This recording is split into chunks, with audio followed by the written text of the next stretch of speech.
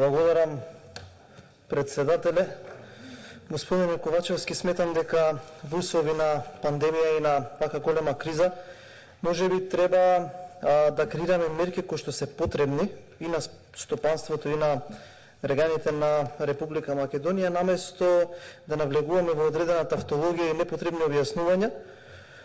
односно да одбиваме амандмани кои што се базирани на реални економски основи со зборовите дека не се испланирани во фискалните импликации. Оно што јас би сакал да го кажам дека ветувањето за викенд на ДДВ беше специфично за месец септември и беше дека тие 4 викенди ќе трае. Јас би сакал вака да ве замолам една работа, да почнеме да креираме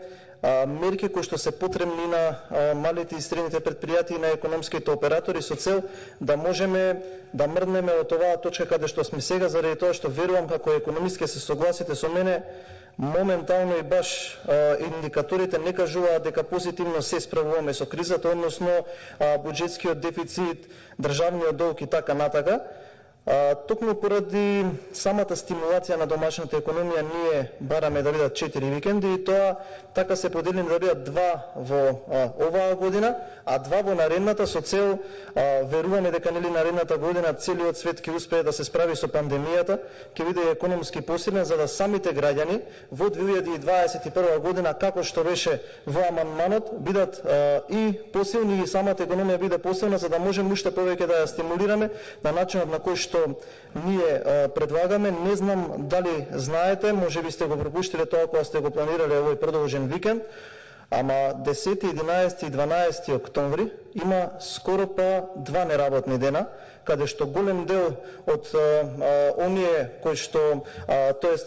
оние кои што треба да ја продадат услугата или производот, нема да може да ги држат операторите отворени, така да самиве граѓани ќе не можат и до крај во целиот потенцијал да ја искористат меркава.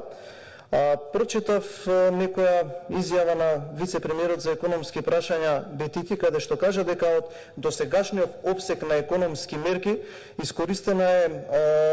само 54,55% од сите тие сетови на мерки, така да мене ова целата работа околу предлагање на ваквите мерки ми личи како рафално пукање кон одредена мета, каде што од 150 обиди ние ќе погодиме во центарот само 2 или 3 пати. Односно, само 2 или 3 пати од тие мерки кои што ние ќе ги предложиме, ќе можат граѓаните да ги искористат и тоа навистина да им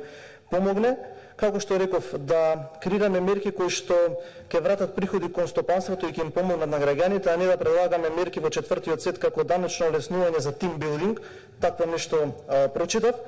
Така да сметам дека овие амандмани кои што доаѓаат од опозицијата треба сериозно да се размислуваат и да не се доаѓа на седници со однапред спремени технички одговори, заради тоа што не знам дали имавте можност денеска да прочитате по медиумите. Побарувачката на лаптопи е толку голема, така да самото тоа ја крева цената и не можете да најдете лаптоп, компјутер под 40.000 денари, кое што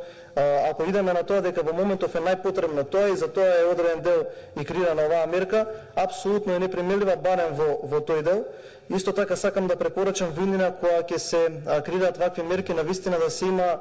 на ум и оној здравствен аспект во креирањето на мерките, односно сериозно да се внимава на споната помеѓу здравството и оваквите мерки, заради тоа што видовме дека барем денес имаме рекорден број на заболени, а во изминатиот период креиравме мерки кои што самото тоа и го стимулира. Така да ве молам, внимавајте на ова. Ваквите работи прифаќајте ги, заради тоа што ние од опозицијата, пратениците од опозицијата ги носиме и ги предлагаме ваквите мерки не за да предизвикаме или да добиеме некој политички поен, туку се со сериозна анализа на сите на финансиската состојба на државата и со цел да се помогне на сите граѓани. Ви благодарам.